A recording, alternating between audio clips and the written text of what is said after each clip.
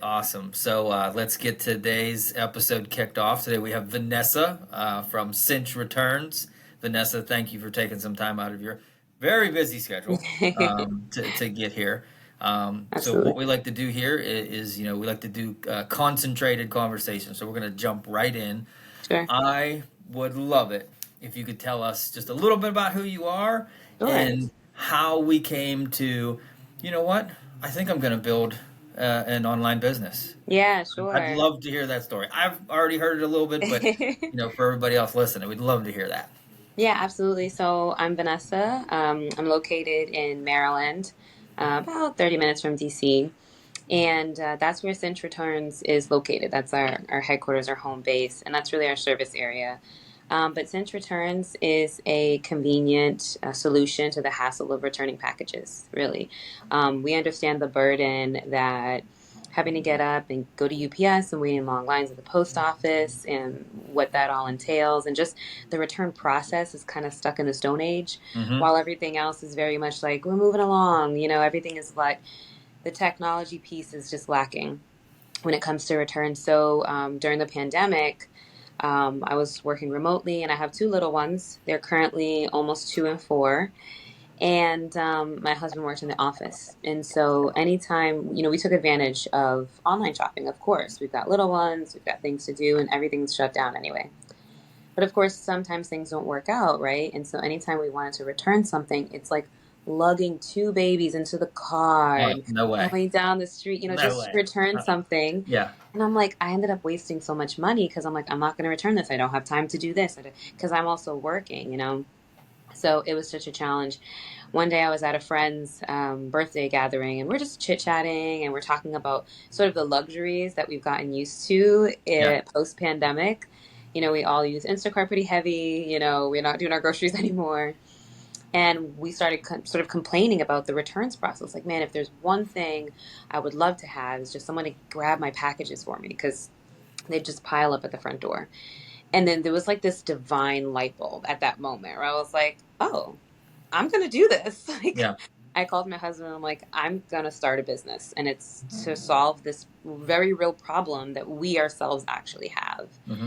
And so that was the start of the journey that is now Cinch Returns. Yeah, and what they say is like the necessity is the mother of all invention, right? Oh my gosh, and absolutely. and being a father of two wonderful, yet at one point teenage daughters, Uh-huh. every time we ordered like dresses for homecoming or this or whatever, Absolutely. it is common practice to not buy one size. Absolutely. You buy that one smaller, one bigger, sometimes maybe even another one, right? Yep. So I was just kind of thinking about this beforehand, and I can remember Mm-hmm. half of a wall worth of Yeah. Amazon Yeah, packages believe it. from all these different places. And you're right, like it's a total pain in the butt. And Yeah, I believe it. I think you nailed something which is pretty interesting. I think if we were to trace back a lot of stories of entrepreneurship, they will Yeah. always go back to if I have this problem Yeah. and I'm doing something that the vast majority of Americans do every single day, maybe sometimes multiple times a day, Mm-hmm. wouldn't it be interesting if I could solve that? Because if I can solve it for myself, Yes. I am kind of by nature solving that for like a lot of other people, as Right. well. So Exactly. I want to get into this part a little bit. So entrepreneurship's incredible in my opinion. I think that everybody should at least take a shot at it. I Sure. love even seeing kids with lemonade stands, right? Yeah. There's something to individuals seeing how economies work, seeing how a free market works, coming to appreciate how hard it is to set a business up and actually have it run, right? Right. There's a smaller percentage that start to leverage software, right? Yes. Which obviously I'm a big fan of as well. I would love to hear kind of when the point was where you said, okay, software is the solution for this. Yeah. And then why? Why did you think software was a solution? That might seem pretty clear, Mm-hmm. but coming from somebody who has actually executed on that, I'd love to hear your that kind of time where that kind of all fleshed itself out. Absolutely. So I started this process actually with a patent. So I worked with a patent attorney, and that's where I learned the fancy term SaaS. or software as a service. Yes. And I started to understand a bit about, companies like an Uber, like a DoorDash. It's really a service that connects someone who has a need Hmm. with someone who has a solution. And so if you need a ride, you have someone who has a vehicle and is willing to take you there for a fee. It's a platform that connects those two. And so I realized that's essentially what I want to do, but I don't know who's willing to do that for me. So I need to set up the infrastructure in order to make those connections happen. And so I started out with, okay, well, I need a website. Of course, everyone's got a website nowadays, so let's start with that. And I went through Wix, and I'm not that creative. So I'll tell you, the first website was a little bit challenging. Um, I started working with another development company that got us close, got us where we wanted to be at the time. But I realized, technology is so important, especially because I am a consumer. I do use services, I do use these platforms. There's a level or a standard that I'm accustomed to, and that's the expectation that the general public's going to have as well. It's a great point. Starting in Yeah. my area, and just as you scale, as we branch out, that's what people are going to be looking for. And so I wanted to match what's out there with what we have and what we offer. So I'm thinking about things like, live tracking and really user friendly, those sorts of things. But it became really apparent to me that the technology piece was going to be so important when we started doing some of these runs, like, okay, well, if we have folks who need that sort of service, what are they going to be looking for? What kind of information do they want? What kind of information do they need to make sure this is a smooth process? And I realized the more you can build into the software, the better it is for your consumer. Absolutely. And you nailed one point I kind of want to double down on there. Hmm. And that is, whether we notice it or not, there is a very rigid and very pervasive expectation for Absolutely. a user's experience in software. We are spoiled, right? Yeah. I mean, we talked a little bit about this at the beginning too, of like how much the world has changed. Yeah. It's crazy to me. Like we're around the same age. I will never ask a lady her age. My mom did her job well. I would never do that. I'm gonna guess, right? We're around there. And like, what are the things you hear as a kid? Don't play in the street. Don't talk to strangers. That kind of thing. Hmm. Now, a stranger picks up my groceries. Yeah. A stranger picks Yeah. up my food from a restaurant that's prepared, puts it in his car, and drives it to my house, Drive and that it is over. totally normal. So like Yeah. that's just where we're at. Love it or Yeah. hate it, we have been spoiled by Uber. We've been spoiled by Amazon. Like Hmm. the idea that, and this is an actual thing that happened. My dog was starting to limp a little bit, right? And there's Hmm. a very particular medication that's great for him, and I ordered it. And the ordering options were tomorrow or today at 5 o'clock. Hmm. Yeah. Like it's just the nuts that sort of like where we live, but it is. So It when really is. you Yeah. exactly when you're building equivalent software, if you're building software that is sort of an auxiliary to something like Amazon, which you're Yeah. doing, Yep. you have to meet that bar. You got to meet Hmm. that standard, or it will feel really out of place, even if it's not. Yes. Right? Because Yep. in a lot of ways, we'll shift as humans and as users. We Hmm. shift from software to software, Yeah. and we don't even think about it. But we always have that expectation that I can click one, two buttons, and I'm Yep. getting what I want. So, Yeah. what I love to do from here, um, tell us a little bit more about like Cinch user experience. How Yeah. that process, sort of like working with us. I'd love to hear some things that we said, that you maybe asked us, and we said, hey, that's an option, but here's sort of something we've done before. Yeah. That's probably my favorite part to talk about in here. It's like when stuff starts to come, alive, and it's really Hmm. yours. This is really your, web platform. So I'd love to Yeah. hear a little bit of that if you have some stories there. Yeah, sure, definitely. So, I mean, as you know, we are a service that's connecting folks to those who can pick up packages and deliver them. But we really want to alleviate the burden of package delivery. So, one of those things is the label. Oftentimes you'll Yeah, find this is cool. Yeah. companies who, if they have the service option of picking up a package for you, it's like, gotta have a label on it, prepaid, we're not dealing with labels. Well, I've got label problems, okay? Because some of the places I shop, they're not providing me a label in the bag. I've Right. got to get it printed. I don't have a printer. So that was one of the things that you guys have done such a phenomenal job on our site with. Not just hey, we can accept a QR code, but we can accept an image of a label and we can get that printed for you at your UPS, at your FedEx kiosk. So you don't even have to worry about it. Send that to us. We'll read that label, we'll get it That's printed, and we'll drop it huge. on for you. It's That's huge. amazing. It's such a Yeah. phenomenal help. In addition to that, label creation. So we're talking about packages that generally come with labels. Retailers generally send them. There are some that don't. Maybe you have Hmm. like an Etsy seller or like an eBay seller who's not gonna, provide you a label. But you also have small businesses and they're shipping out products to their customers all the time. And every time they do a shipment, they've got to get on UPS, create that label, then Right. bring it down to the UPS. Hey, you can create your label right there on Cinch. One stop shop. That's been a huge help. And our next step in the process is actually returns in store. No So way. if oh yeah, absolutely. So if you purchase Okay. something at Target, if you purchase something at Walmart, it's a holiday season. There's no way you're stepping into a store. Maybe you bought it online, but you need it returned ASAP. You want it returned in store. So many different options. We'll have that ability to read that receipt, go to the counter and say, hey, we're from Cinch Returns. We're returning this product, and here's the receipt. Goes right back on the person's card. That's very interesting. So that Mhm. I honestly didn't even think about that. Yeah, yeah, So that you essentially are opening up an entire other market for yourself, and yeah. I think Amazon is going to love you, Yeah, right? I hope so. Well, I think this is a conversation we had months ago when we first kind of started talking about this, Yes. and I can't remember the statistic perfectly, but I like fell in love with your concept because Yeah. of this statistic. There was something, and the number was in the B at the billions, Mm-hmm. and it was Amazon's exposure for returns. Yes. It was in Yep. the tens of billions, and I can't remember if that was for per year or per Mm-hmm. like a period of time. Right. But the in my mind, the things that started to the gear, the businessman gears started to click there. If there is that much financial exposure from Amazon, Mm-hmm. just from their return process, and it's not like they're not making money, right? Right. They're doing very well.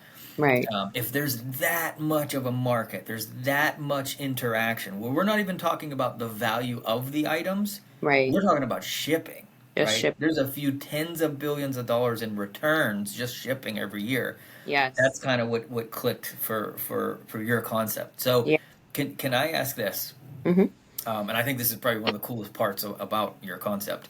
Give me the end to end experience. So Yeah, I'm sure. Dave. I just ordered 15 and three quarters dresses for my daughters for one day. And obviously we're only wearing one, right? Yeah. So like, help walk us through exactly how that looks in Cinch. Yeah, sure. So when you go to the Cinch website, you're greeted with a nice welcome video, sort of like you're walking into the door. Welcome to Cinch. We're here to serve, that kind of thing. And then you sign up for the website, and then you're able to do things like obviously populate your information, your personal information, your address, so on. And then you can save locations. So there's a UPS near my house that I always go to. Save that location so it's really easy to populate the form. But from there, you basically start your return. So you let us know that basic information. Where's the pickup location? When do you want us to pick it up? And we have a 10-day window. So if you don't want to pick up today, but you're like, if I don't schedule this, I'm going to forget, you can schedule it for tomorrow. You can schedule it for next week. If you're not going to be home, you can let us know and, hey, I'll do it when I'm home. So you have that option. We have convenient pickup windows. So maybe right now you're not available, but you want someone to come in 3 hours, sure. Or maybe you need something right away, someone to pick it up. We have window options for you to select which works best for you. And then you let us know where we can find it. Is it at your front door? Is it at your back porch? What have you. And then you let us know where we're going to be dropping it off. Is it UPS? Is it FedEx? Is it inside of Walgreens? And there, we're going to a kiosk or something like that. And then you tell us your package needs. So we accept three sizes: small, medium, and large. Small is something like books or clothes, that kind of size. Medium would be like a printer, perhaps a microwave size. And then large is like a vacuum cleaner, a stroller. We don't generally go beyond that because our drivers are in sedans. They can't fit a Yeah. fridge Yeah. in their car. Right. You're not a freight company yet. We're not right. Right. We're not Right. Right. right. Exactly. And so once you let us know what size your package is, then you let us know what your label needs are. Do you have a QR code?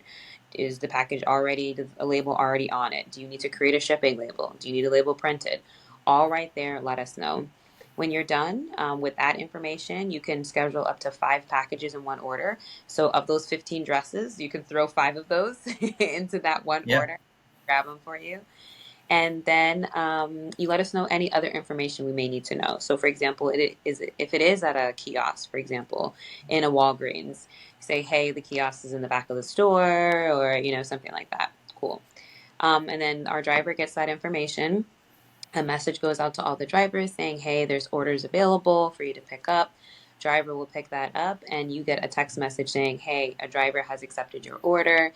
And now you have that direct communication with the driver. The driver can communicate with you, and vice versa.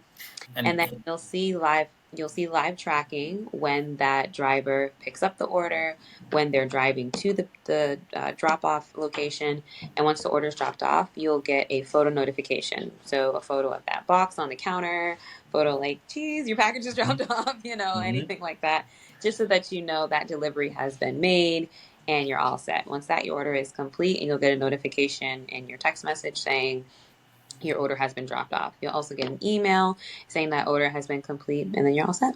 That's it. And I think probably one of the coolest parts about all this, Vanessa, is it's about the same time that it just took you to describe the process, maybe shorter, and you Mm. can complete the process. Yes. Especially if this is your second or third time using Cinch, because again, it's built well. It has all Yes. those markers and reminders. So now you're more of like confirming info more than you're Hmm. entering in information. So it's like super well done.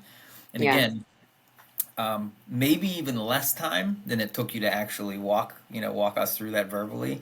Hmm.